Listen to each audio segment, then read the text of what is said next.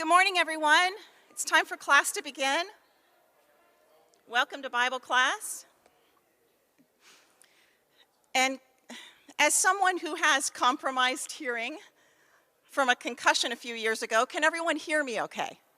Okay, thank you. So I taught a few months ago, and I taught the way I do in my classroom at Emory, or even upstairs in the children's wing, and that is I tend to walk around and I also tend to ask questions. So that's called being Socratic. It's the way that Jesus taught, right?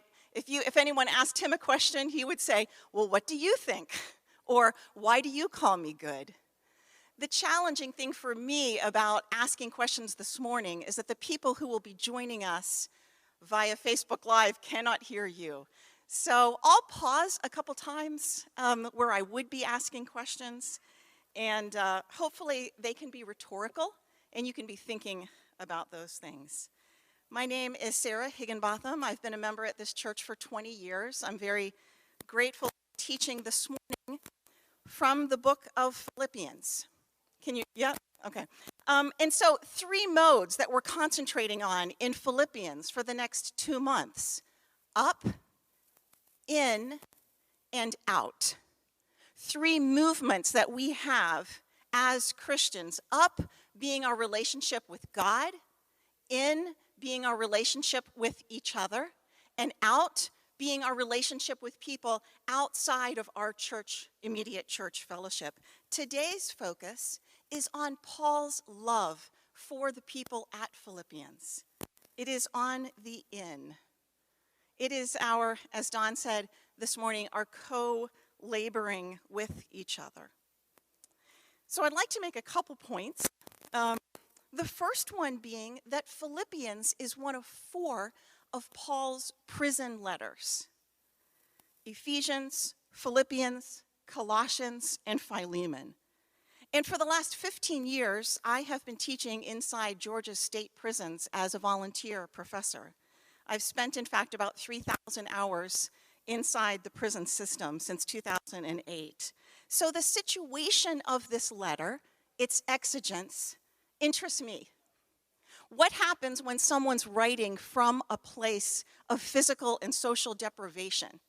How does that change what they're thinking about and what they want the recipients of the letter to know? The history of prison letters is brilliant and fascinating to me. Courageous people who held their principles over flattering people who were in power, which is often the situation. Galileo wrote thousands of letters during his long house arrest when he had committed heresy in the eyes of the church by asserting that the sun was at the center of our solar system. Thomas More, not long before Galileo, was imprisoned in the Tower of London for defying Henry VIII. Henry wanted to be the head of the church. That was politically and socially convenient for Henry. But Thomas More would not capitulate. And so he was held in the tower until his executions. We have his letters, mainly to his daughter Margaret. Martin Luther King Jr., a letter from a Birmingham jail, written to 8 white pastors. Nelson Mandela, a political prisoner for 27 years, much of that on Robben Island. We have over 300 of Mandela's letters, written mainly to his friends and co-laborers. Alexander Solzhenitsyn and George Jackson, we have this rich history of people who find themselves in prison and have something to say to people on the outside that they loved. When people write from prison, they write from a place of inherent isolation. And they write to people that meant something to them before that isolation was enacted. Is this better? Can you hear me okay? Is that better? Thank you. That lets me turn my head, thanks, which I was trying to do. I think a characteristic of these prison letters, like Philippians, it helps remind us, those of us on the outside, of the kinds of comforts that we enjoy, often without thinking about. Freedom of movement, the ability to speak and be in proximity with people that we choose, that we love, the autonomy to choose when and what we eat and when we sleep. We learned throughout Acts that Paul had been imprisoned at least 3 times, once without a trial. He was beaten. Once he was imprisoned on false charges. And once, we learn, maybe this time, he was imprisoned for 2 years because the governor, Felix, was hoping for a bribe to release him. Can you imagine being in prison for 2 years and the person who holds the keys to your release is just waiting for someone to bribe him to let you out? So Paul is part of this history that continues today of people who were morally and socially and politically inconvenient to those in power. People who dared to trouble the power structure. That's the situation from which Paul writes. They all believed in something greater than themselves. And how do we know that? How do we know that's why Paul was willing to be imprisoned? Well, he tells us in chapter 3. I won't turn to that right now, but he says this: "Indeed, I count everything as loss because of the surpassing worth of knowing Christ Jesus my Lord. For his sake, I have suffered the loss of all things in order that I might gain an eternal perspective." And when Don taught last week, he told us that one of the hardest things, I was teaching the second graders, but I heard the video, as we are able to do now. Don said one of the hardest things to do is to put ourselves in an eternal moment. We live in finite time, and that's how we experience others and ourselves. But we are called to think about the eternal implications. From what I know of the time I've spent with people who have done time in prison, prison helps foster that. The comforts that protect us from thinking about how short our time on earth is are stripped away in prison. And I think there is a kind of clarity that comes. I see that in Paul's letter to the Philippians. That was my first point, some background information on where Paul is writing from. My second point that I'd like to make this morning is my main point. And that is that Paul is writing to a group of people that he loves. A church that he started in Philippi. From what we can tell, he spent about 3 months living with those people the first time. If you study Acts, you can see that. Maybe about 3 months, 3 intensive months of co-laboring they spent together. Probably he had at least one more visit during his missionary journeys. That's it. So this is a group of people that he loves, but with whom he has not shared proximity in some time, nor will he probably ever again. But the time they were given together, those weeks that Paul shared with these people in Philippi, inspired Paul to do something beautiful.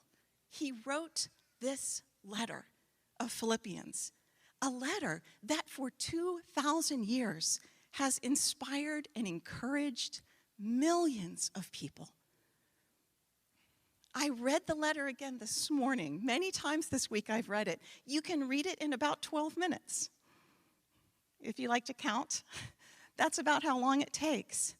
In my Bible, I tend to write people's names as they're teaching, and I underline what they teach. I have Don's name in this letter. I have David Hogan's name. I have a woman named Kim Gamble, and underneath it I wrote Phoenix Alliance, which is an earlier iteration of our anchor ministry. And I underlined the verses that she taught. I have my college minister, Tommy South's name. And so for thousands of years, and in my decades of Bible study, this letter that Paul wrote has become this beautiful gift. I'm going to try to circle back around to that as we look at the verses this morning. and then also as I point to what I think are parallel verses in the Old Testament. Before I do that, let me point out that we are given this time together here at North Atlanta in this year, 2021. For many of us, work brought us here. That was the case for my family. It was my husband's job. Maybe you came to North Atlanta for the youth ministry. Maybe you came here because of the recovery ministry. What brought you here? This is what I would have liked to have spent a few minutes, and I actually might just ask people to call out, and then I'll repeat it for the microphone. Would anybody be willing to say, why did you come to North Atlanta in a few words? Was it Stephen's song leading? Was it Don's preaching? Was it a friend who attends here? Parents? Anybody? Acceptance. Thank you. Yeah.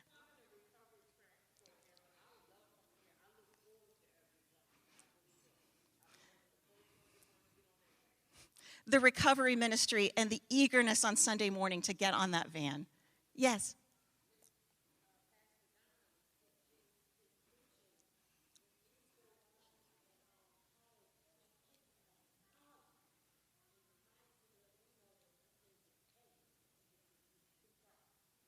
Pastor Don's teaching speaks directly to you and your experience and sustains you. Thank you. I thought I saw a hand in the back. Yes, Karen.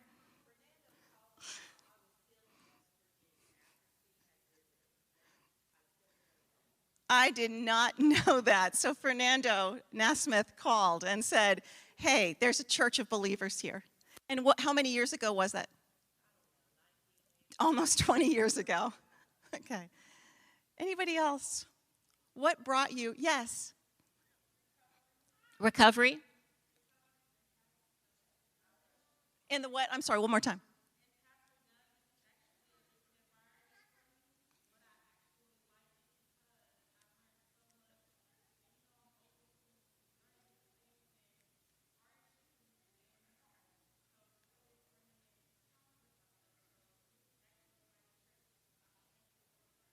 Thank you. So recovery, but then entering into an atmosphere that fills you and gives you opportunities to serve. Yes, Phil?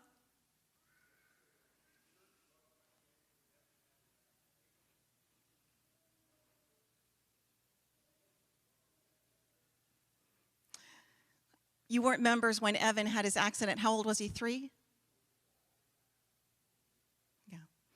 And they weren't members here, but the church, isn't that true for many of us? The church loved my kids, which, thank you. Was there anybody else I missed? Yes, Gabe.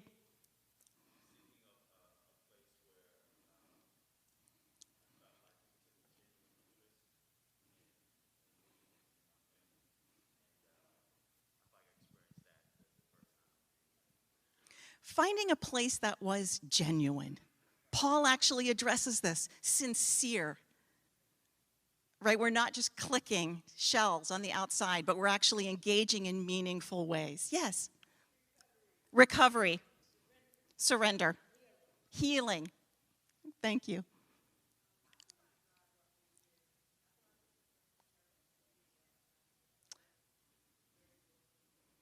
I'm glad. Thank you. A church where we're welcome, where we can confess Christ and be baptized. Yes.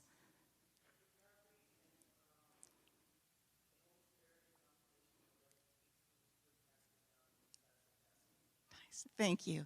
So recovery, but then again, encountering the Word of God through teaching, through preaching.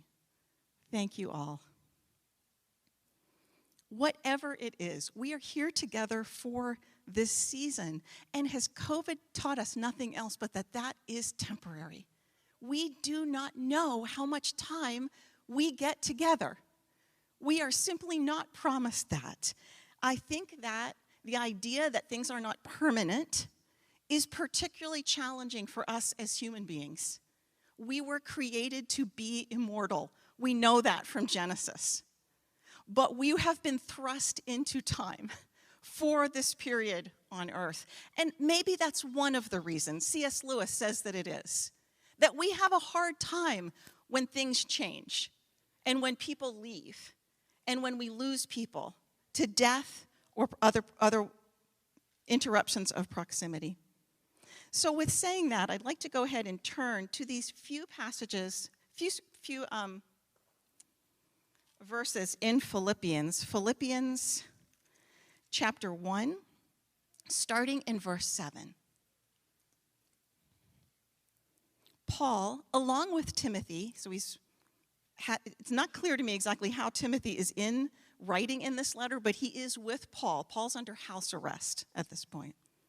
Paul writing to the Philippians, just as it is right for me to think this of you all, because I have you in my heart, inasmuch as both my chains and in the defense and confirmation of the gospel, you all are partakers with me in this grace.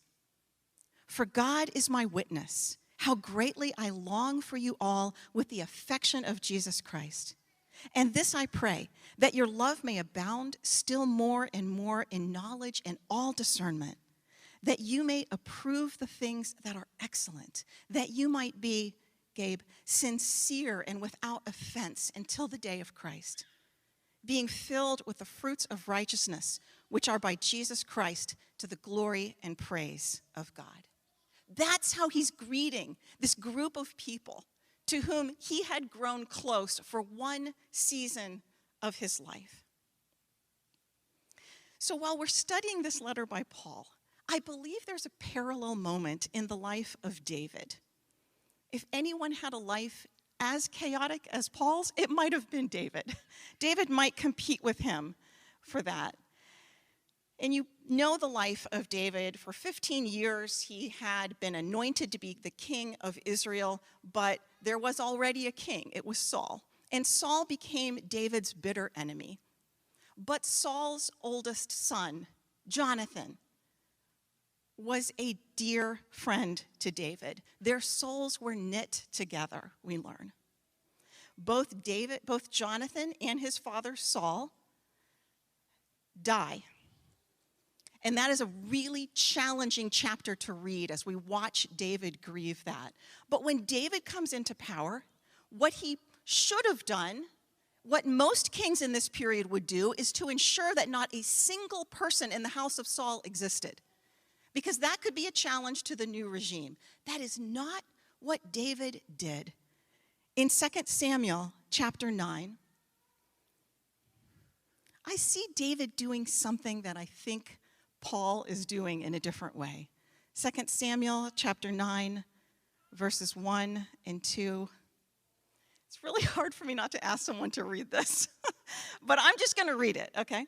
Now David said, "Is there anyone who's left in the house of Saul, that I may show him kindness for Jonathan's sake?" And there was a servant, it turns out, and the servant came, and David asks him, "Is there anyone left in the house of Saul that I can show kindness to?" And there was. Jonathan, it turns out. David was not aware of this. Jonathan had a son. That son was disabled. His name was Mephibosheth. And surely he was in hiding at this point. He was trying to fly under the radar, I have no doubt, now that David is on the throne. David could have dwelled on what he lost, but instead he said, "Is there anyone to whom I can show kindness?" He finds Mephibosheth. Mephibosheth is decreed to eat at the table of David for the rest of David's life. Imagine what an honor that was. The food security, the social capital that is suddenly extended to this person, who was essentially, most likely, in exile. But David had been friends with Jonathan. And even after Jonathan died, after the grief that we read on behalf of David about Jonathan's loss, that friendship, that love they had for each other, inspired David to do something beautiful. Not write the letter to the Philippians, but instead to seek out someone who did not have friends, who needed his patronage and friendship and love, and that is what he did. He says it this way. He calls in Ziba, and David puts it this way: is there anyone from the house of Saul to whom I may show the kindness of God? Is there anyone here? Jonathan prompted this. His love and friendship for Jonathan prompted this. Is there anyone now that I can extend that love that I had naturally for Jonathan? Is there anyone to whom I can extend it? And he does it to Mephibosheth. He became one of the sons of the king. That's who Mephibosheth came. He ate at the king's table every day for the rest of his life. What a beautiful gift. I think that we have to grieve and lament what we lose. Last Sunday morning, or 2 Sunday mornings ago, Bobby McVeigh led the communion. He got choked up. I got choked up. His daughter is leaving for college. I have a Penske truck, 16-foot Penske truck, parked in my driveway this morning, getting ready to fill it and drive. Likewise, a beloved daughter off to college for grad school in Virginia. This is what happens. These precious children that we hear in the service this morning, I love it. It's okay when they make noise, because soon enough that Penske truck is sitting in your driveway, and you will not have the same shared proximity over coffee in the morning and dinner and walking around sitting in the backyard at night. We have to say this is a loss. And I believe that Paul does that. David did it. You've read his laments in the book of Psalms. You can read more about them throughout his life. We must grieve and lament what we have lost, but we must also take the eternal perspective. The friendship of David, the friendship of Paul, inspired acts of generosity and kindness. In the last 20 years, I've been part of this group of friends here at North Atlanta Church of Christ. I've had many Jonathans in my life. I've met people here whose souls have been knit to mine, as David says. Over the last 18 months, COVID has created barriers to that proximity, and we've grieved that loss. I certainly have. I've grieved the loss of people that went to church here who have passed away. People like Jeanette Prather, a dear friend who died in a car accident in 2009. Jeanette and I had about 5 years of friendship. We didn't know that. We would joke about how we would be raising our grandkids together. We did not know what the world held. What beautiful thing that Jeanette's and my friendship inspired. What beautiful thing can I do? Who can I reach out to? My fellow prison professor, John Bell, worships at another church now. So the Sunday mornings when we would stand lost in conversation, as only 2 teachers can do, in the foyer, talking about our shared students, talking about what teaching techniques we're using, that existed for a finite time. I don't have that same proximity, that same privilege to be in conversation with John every Sunday morning like I used to. What beautiful thing will that friendship with John inspire in me, even though I don't see him every Sunday morning? That's what I believe Paul is showing us in Philippians, what I believe David modeled to us with Mephibosheth. As I was talking about this with my daughter, Catherine, she said it's natural for us. Sorry, I don't have your permission. It's natural for us to try to respond to those losses in proximity with anger, with frustration, with distance, because it hurts. And I think those are valid emotions. Grief and loss are valid. But we must take the eternal perspective. We must remember what has been modeled to us, not just the friendship that Jesus extends to us, which Don preached about this morning, but also what we see Paul doing here. This is one final friendship. She might think I'm going to cry, but I'm not. And I asked her permission if I could tell about this. She doesn't want me to say she's here this morning. Sorry, Nicole. In 2002, I was teaching upstairs in my second grade classroom when a new family brought their second grader to my class. That was the start of my friendship with this boy's mom, Nicole Flowers. I want to say a few things about what this friendship has done for me in hopes that while I'm sharing one specific friendship, you in your minds will go to the Nicoles in your life. Nicole and I share some things in common. We both have 3 children. We are both runners. All of our children have competed in track and cross country, and so we've been able to share that. We both love to study the Bible. We both share a concern for justice to be enacted on this earth. We share a love and specific concern for children who are being raised in Atlanta by a woman who's serving time in prison. There are also many differences, though. She's a pediatrician for the CDC. She's STEM-oriented. I teach the humanities. Nicole is Black, and I am white. We have very different jobs, and we're very busy with our kids. And so there are ways in which for the last 10 years, Nicole and I haven't had the same easy proximity, right, that we might see when we can come in and sit down in the same pews every day at church. I work as a full-time professor at Emory, and I run a nonprofit for college and prison.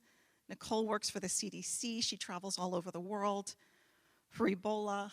Most recently, she's been on the border with unaccompanied children. We're both very involved in our children's lives and supporting our husbands and their careers.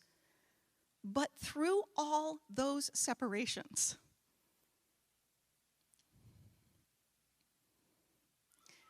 what God has given me in a friendship with Nicole is a constant inspiration to look around and say, where can I show the kindness of God? Which was David's question. The kindness, not just the love, but that specific word, kindness, which means care and concern. That friendship, even though we don't see each other that often, has sustained me in ways that I simply can't imagine my life without.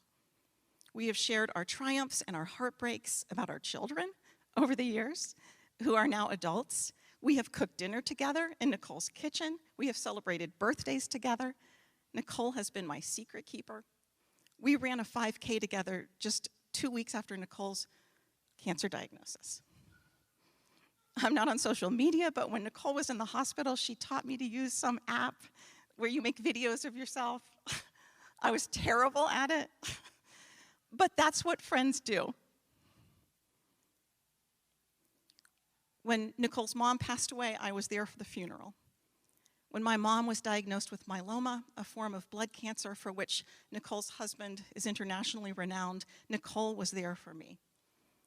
A few months ago, we cried on the phone on a Friday evening because both of us had lost confidence in ourselves.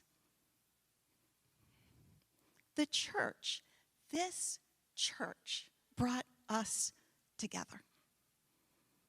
That is one glimpse of the kind of friendship that we are graced to receive here at North Atlanta. Like David and Jonathan, like Paul and his friends in Philippi, we were given a shared life for a period of time. And while many factors play into why we don't see each other all the time, including Chris's job at MD Anderson in Houston, Paul and David remind me to turn that friendship into something beautiful for the world. We are immortal beings, existing in these bodies for a time on earth. During some of that time, we are graced to be together with friends at church. Dawn asked this morning, will you reproduce that friendship? Will you reproduce the friendship that Christ gave to you? I'd like to close by reading from another prison writer, Dietrich Bonhoeffer, who was killed by the Gestapo in 1945. But in 1939, he was operating an underground seminary. Germany's national church had endorsed the Nazis. which Bonhoeffer refused to do, and so he went underground with the pastors that he was training. And this is what he says, and this is where I would like to close today. It is true, of course, that what is an unspeakable gift of God for the lonely individual is easily disregarded by those of us who have this gift every day. It's easily forgotten that the fellowship of Christian people is a gift of grace, a gift of the kingdom of God, that any day might be taken from us, that the time that still separates us from utter loneliness may be brief indeed. Therefore, these are very famous words from Bonhoeffer, let anyone who until now has had the privilege of living a common Christian life with other Christians praise God's grace from the bottom of their heart. Let them thank God on their knees and declare, it is grace, nothing but grace, that we are allowed to live in community with other Christians. That is Bonhoeffer. I give you Bonhoeffer. I give you Paul speaking to the Philippians, and David seeking out a friend. I'm just about to dismiss the parents, but let me say this. I am so grateful for the grace of God that has given me this opportunity to be in fellowship with all of you. You inspire me to ask myself, what can I put into the world? Not in payment for, but out of the abundance of grace that came to me. And as I finish here in these months when COVID is still shaky, not all of us are here, I look out, and for the first time this morning, I was able to sit next to my parents. First time since COVID, I sat with my parents in church. And my parents won't like me calling attention to them, but I was so excited to see them and walk in that I forgot to pick up the communion. And Mom had the communion and I didn't, and so I felt a little sheepish. I said, I forgot to pick it up. And so Mom said, let's share. So I broke the cracker in half. They're very small. I gave Mom a tiny little chiclet, and I had the other half. And in order not to drink after each other, I dipped my tiny half in. That moment was metonymic for me of these precious and fleeting moments that we have together as human beings in one space, in one physical space. I thank God for all of you. So now it's very important that I go ahead and dismiss the parents and give them just a couple extra minutes. So if you have a child up there, I will point out as they're getting up that next week, August 15th, will be Philippians 1, 12 through 26. Daisy Strine and Carrie Wilson will be teaching, and that will be out. So last week was up, this week was in, and next week will be out. Am I forgetting any other announcements that I could make? Okay, if not, may the peace of God go with you this week. Thank you for inspiring me and so many others.